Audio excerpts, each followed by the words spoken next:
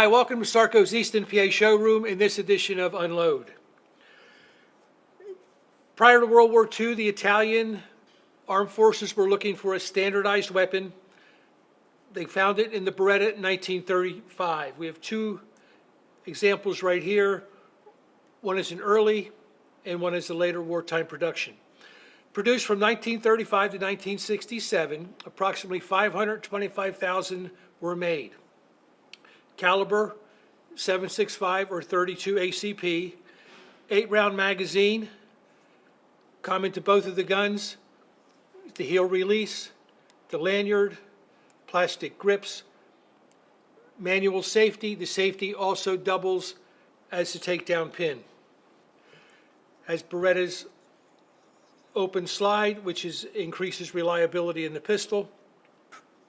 The gun was built for the Italian forces. There also were civilian sales, and we'll see a little later in the video, these guns were also used by the German army.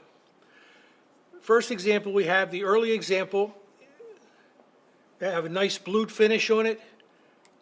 White, I believe to be plastic grips. As we said, the lanyard loop, the 8-round magazine, and the safety.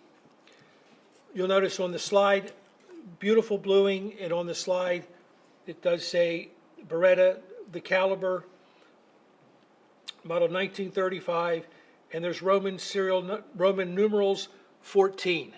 From what I've read, the 14 meant it was the 14th year of Mussolini's coming into power. He started in 1922, which would make this gun produced 1936. Early edition on it, one of the unique features on this particular gun is it was issued to the Italian Air Force, Royal Italian Air Force, and we can see their cartouche in the corner with an inspector's mark. Serial number on the frame and on the slide, as we said before, the open top. Included with this gun when we acquired it was an original break-open holster and a copy of capture papers. This is just a copy of it, but it appears to be a copy of the original. It's signed. It specifically says it's the Beretta, serial number matches, and the model number matches. The capture papers or authorization papers was something the GI would go and get so that he could bring the gun back or have it shipped back into the United States as a war trophy. Beautiful gun. Now we go to our second one. This is a late wartime production produced in 1944. And we can determine that because the serial number is in the 600,000 range, and between serial number 599,000 and roughly 616,000, the guns were produced by Beretta with the wartime finish on it and were shipped to the depot where they were given to either German, Italian soldiers or to civilians. And we can see just by looking at the two guns the difference in finish. Beautiful blued finish. Here we have a phosphate finish. When you look closely at the gun, you can see the rough machining marks on it. You can see the finish isn't as good as it was. Black plastic grips. Over here we have the 4 UT proof mark. I've read somewhere where that was a German acceptance mark. Others said it was just the proof mark and acceptance marks by Beretta. Like all things, I guess with the passage of time, there's different interpretations. Still maintains the same safety, same blowback design. Difference is the finish is just not quite as good. Also comes with an original holster, and this one also has the original capture papers, and it's documented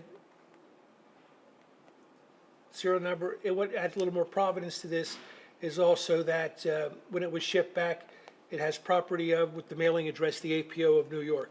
So two interesting guns, and we can see the difference in the finishes between pre-war and during the war.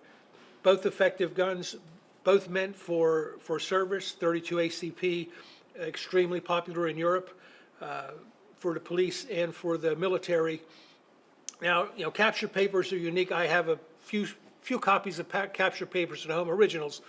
My uncle served in Germany, so he already sent home his 8mm Mauser and his P38. You were allowed one long gun. Then he got smart and he said, hey, why not get some nice German weapons, sporting weapons, since he was a hunter. He was a good hunter because he shot a pre-64 Model 70. So he shipped some German rifles home, and he had approval. There's the original capture paper for German rifles. Unfortunately, it made it to Philadelphia, and he received this letter to certify that he has too many guns. We're confiscating 3 of them. For years, all you had to do was say, Uncle Ed, what happened to those rifles you shipped home? And he would say, some pencil-pushing guy in Philadelphia has them. So Mr. Raff, who was the collector of customs, hope you enjoyed those guns my uncle shipped home. We're getting on to hunting season, so if you're getting up in your tree stand, make sure you have your safety harness on. We don't want to lose any viewers because of an accident. Hunt safely, have a good time, and we'll see you next time on Unload.